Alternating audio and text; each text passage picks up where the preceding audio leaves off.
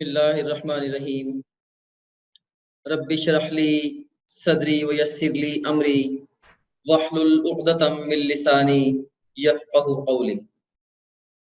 My name is Dr. Muazzam Manzoor. Medicine is my profession and teaching is my passion.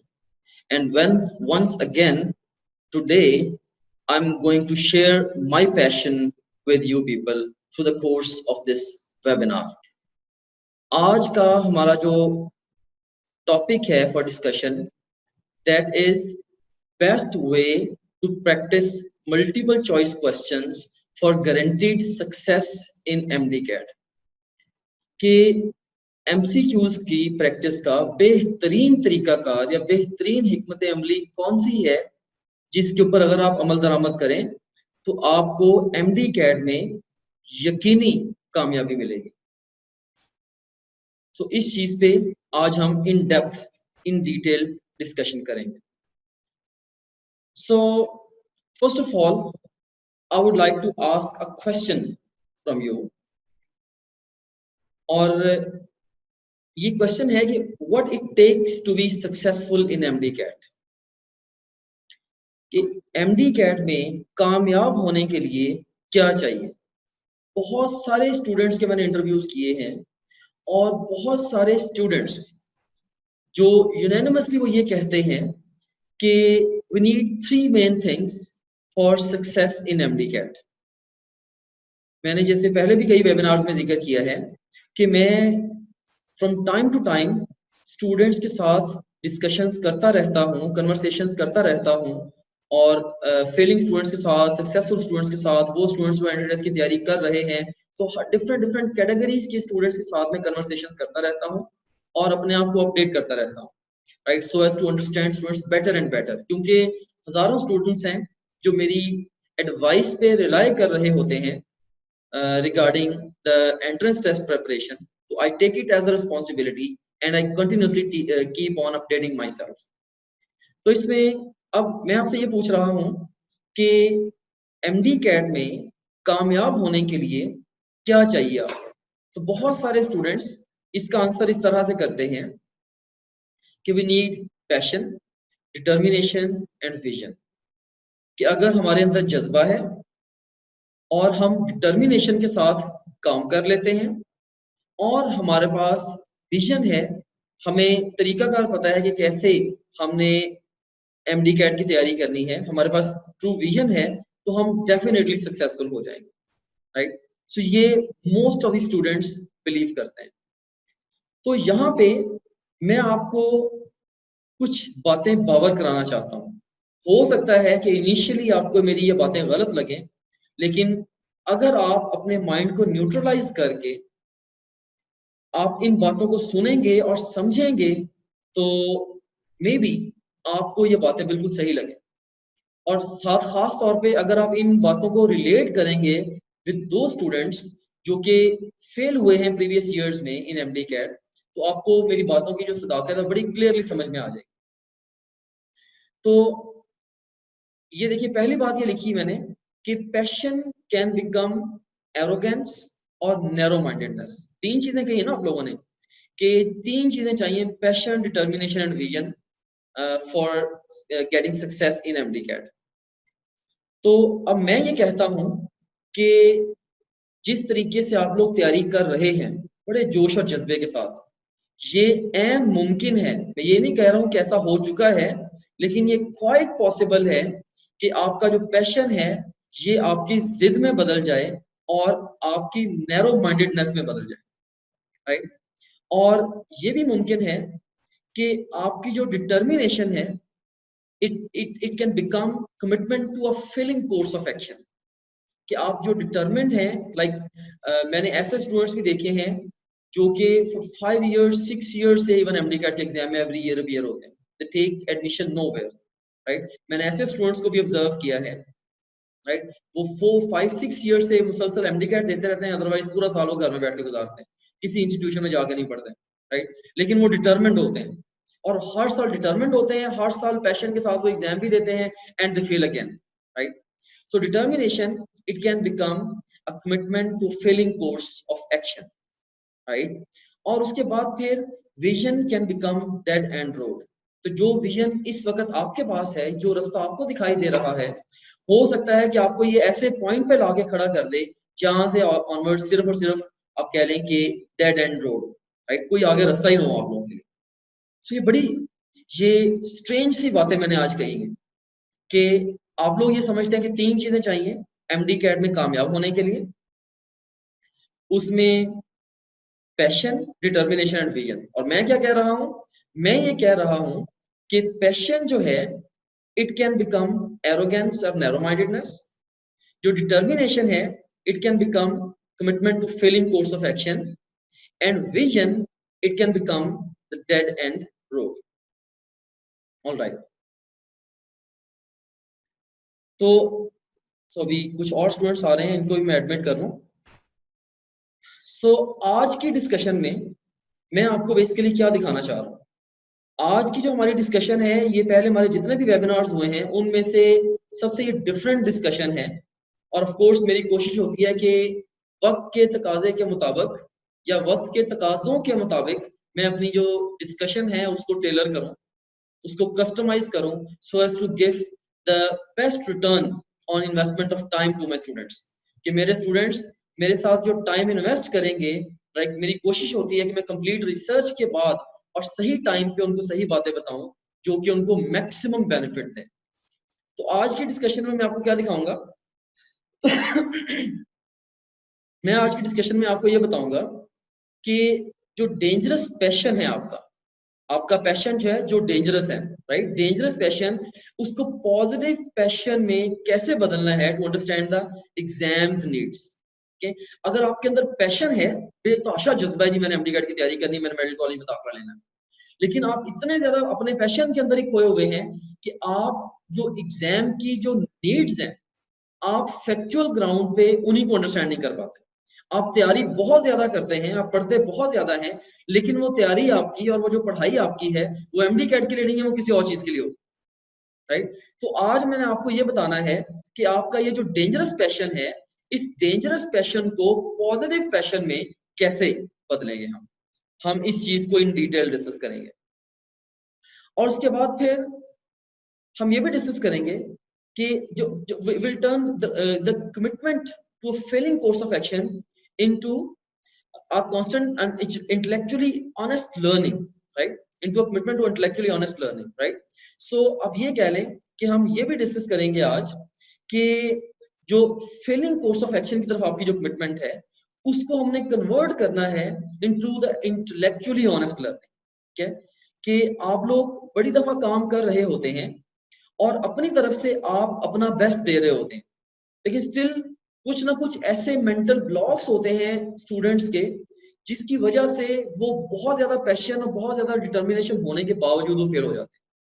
तो आज मैं आपको ये बताऊंगा कि वो जो फेलिंग कोर्स ऑफ एक्शन वाली जो कमिटमेंट है उसको हमने इंटेलेक्चुअली ऑनेस्ट लर्निंग में कन्वर्ट कैसे करना है, या आप सादा सी बात ये कह लें कि जो आपकी कमिटमेंट है उसको विजडम में कैसे कन्वर्ट करना, राइट। सो आपके पैशन को मैंने कन्वर्ट करना है कि आप ब्लाइंड पैशन की बजाय या डेंजरस पैशन की बजाय आपके पास फैक्ट्स हो जिसकी बेस पे आप डिसीजंस लें, और आपकी जो कमिटमेंट है, राइट, आपकी जो कमिटमेंट है towards the failing course of action उसको मैंने कन्वर्ट करना है into the wisdom, right, into wisdom मैंने उसको कन्वर्ट करना है ताकि आप वाइजली सारे के सारे डिसीजंस लें। And thirdly we will discuss how to leverage blinding vision into the vision that leads to the success।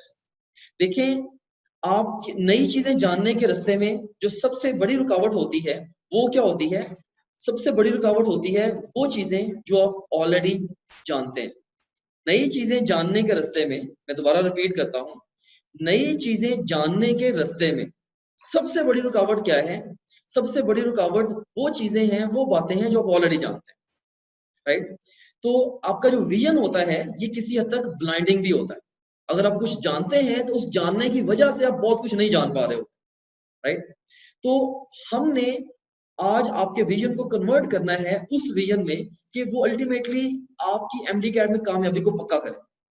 सो इस सारी डिस्कशन का जो लुबे लुबाब है सादा से अल्फाज में मैं बता देता हूं। देखिए, इस वक्त जिस तरीके से आप तैयारी कर रहे हैं, इस वक्त जिस तरीके से आप तैयारी कर रहे हैं, मे बी वो अच्छा, बेहतर, बेहतरीन जैसा भी वो तरीका है, राइट। तो मेरा मानना ये है कि कल को एमडी कैट में आपको सक्सेस मिलेगी या नहीं मिलेगी, it's just a probability, it's just a chance. आप जिस तरीके से अभी तैयारी कर रहे हैं, कल को आपको एमडी कैट में सक्सेस मिलेगी या नहीं मिलेगी, ये जस्ट चांस है, राइट। और मैं ये कहना चाहता हूं कि जो एडवाइस मैं आपको आज देने जा रहा हूं और जो चीजें आज मैं आपको बताने जा रहा हूं, अगर आप इनके ऊपर सही तरीके से अमल दरामद करें तो आप लोग इंश्योर कर सकते हैं एमडी कैट में अपनी सक्सेस। मैंने देखिए वर्ड जो गारंटी का है, मैंने बड़ा ये बड़ा मुश्किल वर्ड होता है यूज करना, तो टॉपिक के अंदर मैंने वर्ड गारंटीड का यूज किया हुआ, राइट, कि गारंटीड सक्सेस आपको कैसे मिलनी। तो ऑफ कोर्स मुझे इस चीज की जिम्मेदारी का एहसास है कि अगर मैंने वर्ड गारंटीड यूज किया है, I have to give something और I have to give such a strategy which real time guarantees your success in MDCAT. तो वाकई अगर आप उसके ऊपर काम कर लें तो आपकी कामयाबी यकीनी हो जाए, वो सिर्फ और सिर्फ प्रोबेबिलिटी या चांस ना रह जाए, बल्कि वाकई आपको कामयाबी मिल भी जाए, राइट। तो इसके ऊपर आज हम डिस्कशन करेंगे। सो हमने अपनी जो probability of success in MDCAT है उसको certain success in MDCAT में कन्वर्ट करना है, उस डिस्कशन के थ्रू जो कि आज हम करेंगे, और उस डिस्कशन के बाद उन कामों के थ्रू जो आप आज के बाद करें, right. So this is the की है। टिप्स फॉर नेक्स्ट सेगमेंट हमारे पास है कि tips for better MCQs practice during MDCAT prep. अब ये बहुत अहम है, अब चूंकि आप प्रेपरेटरी फेज के अंदर हैं तो आपने बेहतर तरीके से एमसीक्यूज की प्रैक्टिस कैसे करनी है, हम इसके ऊपर बात करेंगे। तो इसमें सबसे पहले नंबर पे जो अहम तरीन बात है वो ये है कि आप लोगों ने ट्रस्टेड रिसोर्सेज को यूज करना है फॉर एमटीकेट प्रेप। अब मैं देखता हूँ व्हाट्सएप ग्रुप में भी देख रहा होता हूँ कि बहुत सारे बच्चे जो कि सिली होते हैं इन माय आईज, राइट, कहना नहीं चाहिए बट दे आर सिली, एक चीज के ऊपर बार बार मना कर रहे हैं फिर भी वो करी जा रहे हैं, राइट। क्या करेंगे, डिफरेंट वेबसाइट से, डिफरेंट XYZ बुक से, कोई कोई ना कोई सेट की बुक्स उठा लेंगे, राइट, ऐसे ही क्वेश्चन उठा उठा के वो उसके अंदर भेजते हैं, इस क्वेश्चन का आंसर देते हैं जिनके एग्जाम के साथ कोई लेना देना नहीं है, ठीक है। तो भाई आप लोगों ने अगर रिसोर्स गलत उठा लिया ना एमसीक्यूज की प्रैक्टिस के लिए, तो बस ये आपकी नाकामी के लिए काफी है, क्योंकि उसने आपको इम्तिहान की तैयारी नहीं करानी, उस रिसोर्स ने आपको तैयारी करानी है किसी और ही चीज की तैयारी करानी। और आपने आइडेंटिफाई करना है कि आपके जो भी रिसोर्सेज आपके पास हैं उसमें से कोर रिसोर्स कौन सा है और इसके अलावा उसमें सप्लीमेंटरी रिसोर्सेज कौन से हैं। अब कोर रिसोर्स के अंदर क्या क्या चीजें आती हैं, कोर रिसोर्स है आपका, इसके अंदर आपकी दो चीजें आती हैं मेरी नजर, एक टेक्स्ट बुक आती है और दूसरा नंबर पे I would say top grade का क्वेश्चन बैंक आता है। ये आपके कोर रिसोर्सेज हैं जिनको आप सेंटर में रख लें। फिर इसके अलावा अगर आपके पास कोई भी और एकेडमी के टेस्ट हैं, दिस दैट कुछ भी डेटा है, कोई एमकेट वगैरह की बुक है, जब आप अपने कोर रिसोर्सेज को खत्म कर लेंगे, खत्म करने के बाद सप्लीमेंटरी रिसोर्सेज पे जाना, पहले ना जाना। पहले सप्लीमेंटरी रिसोर्सेज पे जाओगे, मैंने देखी है बहुत सारी एमडीकैट की बुक्स भी देखी हैं, उसके अंदर क्या होता है बहुत सारे क्वेश्चंस की मिस्टेक्स भी हैं, तो और बहुत सारे क्वेश्चंस एग्जाम के स्कोप से बाहर भी हैं, और बहुत सारे क्वेश्चंस जस्ट उन्होंने खानापुरी के लिए बनाए हुए हैं, ट्रूली उनके कोई लर्निंग ऑब्जेक्टिव्स ही नहीं है। तो बच्चे कितना सारा टाइम उनके ऊपर वेस्ट कर देते हैं, ठीक है। तो आप अपनी जो कोर है, कोर सोर्सेज को आइडेंटिफाई करें और सप्लीमेंटरी सोर्सेज को उसके बाद रख लें, ठीक है, आपने कोर पूरी कर ली। अब आपके पास, अब कहते हैं यार मेरे पास टाइम है, अब आप बाकी एमडी कैट की बुक्स वगैरह इधर उधर कुछ चीजें करना चाहते हैं, अब आप कर लें, अब वो मसला नहीं है, ऑलराइट। उसके बाद टिप नंबर 2 क्या है, you must have good and realistic schedule that covers your overall strategy of MDCAT prep during MCQs, right. तो आप लोगों के पास एक अच्छा रियलिस्टिक स्केड्यूल होना चाहिए जो कि आपकी जो ओवरऑल स्ट्रेटजी है एमडीकैट की प्रिपरेशन की उसको कवर कर रहा हो। ओवरऑल स्ट्रेटजी से मुराद क्या है कि एमसीक्यूज प्रैक्टिस भी उसके अंदर ही शामिल है। जैसे जब तक आप अपने स्केड्यूल के अंदर नहीं ना डालेंगे कि भाई इस तरतीब से रोजाना इतने एमसीक्यू अटेम्प्ट करते हुए मैंने 20 से 25 हजार एमसीक्यू पूरी एमडीकैट की तैयारी के लिए करने, तो वो एकदम से कभी भी नहीं होंगे। तो एक बहुत अहम बात ये है कि आपके डेली स्केड्यूल के अंदर जो है वो एक तो स्केड्यूल पक्का होना चाहिए, आज मैंने ये चीजें कवर करनी है, और इसके अलावा उसके अंदर ये भी पक्का लाजमी होना चाहिए कि आज के दिन में इतने एमसीक्यूज और ये वाले एमसीक्यूज मैंने लाजमी करने हैं। ये आपके स्केड्यूल का अगर हिस्सा नहीं बनेंगे एमसीक्यूज तो आप अक्सर मैंने देखा है बच्चे इग्नोर कर जाते हैं। बहुत सारे बच्चे जब एमडीकैट की तैयारी करते हैं वो ज्यादा focus books books books reading reading reading इसी के ऊपर देते रहते हैं, तो भाई रीडिंग में आपको इतना पे बैक नहीं करना। रीडिंग करते हुए जो चीजें आपको नहीं आती है, आप रीडिंग करते हुए फिर भी उनको स्किप कर जाते हो। कहते हैं your eyes don't see what your mind doesn't know. जब आप किताब को पढ़ते हो तो उस वक्त आपको चीजें बहुत सारी नजर ही नहीं आती। आप सवाल अटेम्प्ट करते हो, आपने एक टॉपिक पढ़ा, सवाल अटेम्प्ट किए, 10 सवाल गलत हो गए। अब आपने दोबारा टॉपिक को पढ़ा, आपको बड़ा अच्छा वो टॉपिक समझ में आएगा, हाँ यार इसमें तो ये चीजें पिक करने वाली थी।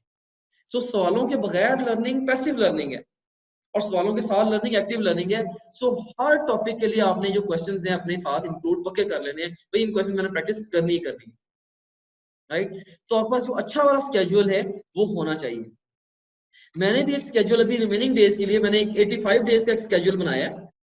उसके अंदर ना सिर्फ मैंने ये डेली बेस पे क्या पढ़ना है, किन चैप्टर्स को या किन टॉपिक सब टॉपिक्स को कवर करना है और उनकी इंपॉर्टेंस और उनके ऊपर कितना टाइम स्पेंड करना है और कितने कितने क्वेश्चन का टेस्ट देना है, ये सारी चीजें मैंने लाइन अप की है। एक अच्छा मैंने 85 डेज का स्केड्यूल बनाया हुआ है। मैं वो स्केड्यूल आपके साथ अभी शेयर भी कर देता हूँ, थोड़ी देर में आपको दिखा देता हूँ। इस तरीके से आप लोग उसको यूज करके पढ़ोगे। उस स्केड्यूल के अंदर क्या है, उस स्केड्यूल के अंदर खास तौर पे जो डिफिकल्टी लेवल्स हैं वो बड़े वेल डिफाइंड हैं कि हमने हर टॉपिक को प्रीवियस डेकेड के ट्रेंड्स को देख के ये बता दिया कि ये टॉपिक एग्जाम के लिए इंतहाई अहम है कि कम अहम। पर जैसे भी है आप लोगों ने सिंपली कह लें कि अपने स्केड्यूल के अंदर एमसीक्यूज की प्रैक्टिस डालनी, ये सेकंड टिप है। थर्ड नंबर पे क्या है, डेली रूटीन अपनी भाई फिक्स करें। ये मैंने पहले भी एक वेबिनार के अंदर ये चीज एक्सप्लेन की थी, पर डेली रूटीन फिक्स करें। लेकिन आज अहम बात जो नई मैं ऐड कर रहा हूं वो ये है कि इस स्टेज पे आप लोग आ गए हैं तो कम से कम आपकी डेली स्टडी का 50%, 50% टाइम आपका एमसीक्यूज की प्रैक्टिस पे होना चाहिए। 50% टाइम, इससे ज्यादा हो जाए तो अच्छा है, इससे कम नहीं होना चाहिए। अगर आप 8 घंटे पढ़ रहे हैं ना, तो आप ये जानना चाहते हैं आपकी तैयारी सही जा रही है नहीं सही जा रही, आप ये देखें कि 8 घंटे में से क्या 4 घंटे मेरी एमसीक्यूज की प्रैक्टिस है। अगर आपकी एमसीक्यूज की practice up to the mark नहीं है, आप लोग जितनी मर्जी किताबें पढ़ लें, आपके नंबर एमडी कैट में नहीं आने। क्योंकि मैंने आपको ऑलरेडी बता दिया है, एग्जामिनर्स बड़े चालाकी के साथ क्वेश्चंस बनाते हैं। तो जब तक आप हजारों क्वेश्चंस को, हजारों चालाकियों को समझेंगे नहीं और उनसे बचना नहीं सीखेंगे, तब तक आप एग्जाम में भी नहीं बचेंगे। ठीक है, तो गलती तो होनी ही होनी है आपसे। जिस एमसीक्यू में आपकी गलती होनी है वो होके रहनी है।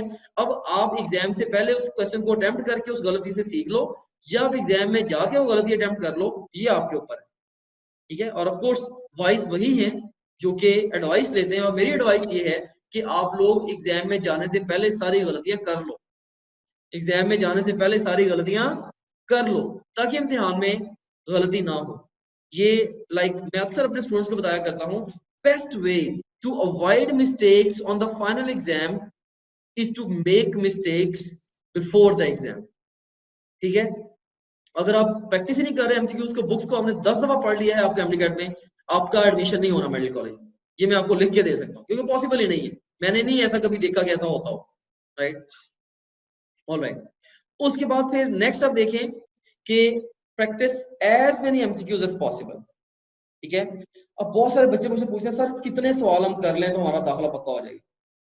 तो मैं उनको कहता हूं कि जितने ज्यादा हो सके, जितने ज्यादा क्वेश्चंस हो सके, राइट। तो यही रीजन थी कि हमने भी बहुत बड़ा क्वेश्चन पूल बिल्ड किया है। तो मिनिमम जो टारगेट है ना, मिनिमम टारगेट वो 20,000 का है, और maximal target I would say वो 30,000 एमसीक्यूज का। मैक्सिमल टारगेट 30,000 का, मिनिमल टारगेट जरा 20,000 का। सो 20 से 30,000 एमसीक्यूज जब आप अटेम्प्ट कर लेंगे अच्छे रिसोर्सेज से या अच्छे रिसोर्स से, जैसे टॉप ग्रेड और पीके है, तो क्या होगा, इससे तमाम मुमकिन गलतियां आपके सामने आ चुकी हैं और अब आप एग्जाम में कोई सवाल आपके लिए नया सवाल नहीं होगा। ठीक है, सो 20,000 MCQs of a good resource, they actually depict all possible questions, all possible questions। तो आप डेली बेस पे आप देखो कि अगर आप 5-5 एमसीक्यूज भी अटेम्प्ट करने शुरू करो, सिर्फ if when it comes to MCQs practice only, daily base पे 5-5 एमसीक्यूज को भी प्रैक्टिस करो, तो आप खुद देखो कि कितने अरसे में ये आपके सॉल्व हो, ये हो जाएंगे अप्रोक्सीमेटली आप 40 डेज के अंदर सारे एमसीक्यूज कर लें। ठीक है, डेली बेस पे, अगर डेली बेस पे 500 एमसीक्यूज करना ये बड़ा रियलिस्टिक प्लान है। तो आप 500 एमसीक्यूज डेली करें। एक मोटा सा फार्मूला मैं आपको बता देता हूँ, डेली 500 एमसीक्यूज करें और उन एमसीक्यूज में जो गलतियां होती हैं उन गलतियों को लेके बुक को पढ़ लें। ठीक है, ऑटोमेटिकली समझ लें कि दी बेस्ट प्रिपरेशन आपकी हो गई, दी बेस्ट। हो ही नहीं सकता इंशाल्लाह एग्जाम में कि आपके नंबर ना आए। क्योंकि आप वेल ट्रेंड होंगे, लाइक रियल टाइम आप ट्रेंड होंगे, ठीक है। सो ये बहुत एक इंपॉर्टेंट टिप है। सो ये है मैराडोना, अर्जेंटीना का प्लेयर है मैराडोना। शायद आप में से कुछ बच्चे इसको जानते हो। एक दफा ये हुआ कि इसने कोई मैच चल रहा था, इंटरनेशनल कोई मैच था, उसके दौरान इसने फुटबॉल को हिट किया, किक लगाई इसने, और वो फुटबॉल जो है वो पोल के साथ टकरा के वापस आ गया, पोल के साथ टकरा के वापस आ गया। अब ये कहने लगा कि जी ये पोल छोटा है, तो इसकी मेजरमेंट की जाए। तो ये पहली फरमाइश थी हिस्ट्री में जो किसी बंदे ने, फुटबॉलर ने कही थी, भाई ये पोल छोटा है तो इसलिए मेरा गोल नहीं हुआ, पोल की फरमाइश की जाए। तो इसके कहने के ऊपर उन्होंने, बहरहाल राइट था इनका, उन्होंने पोल की फरमाइश की और पोल वाकई छोटा निकला। तो किसी ने इससे पूछा, मैराडोना से, कि यार तुम्हें इतना मान था अपने आप के ऊपर कि तुम्हारी जो फुटबॉल है वो पोल को लगा टकरा के वापस आ गया, तो तुमने ये कह दिया कि पोल छोटा है, मेरी हिट सही है।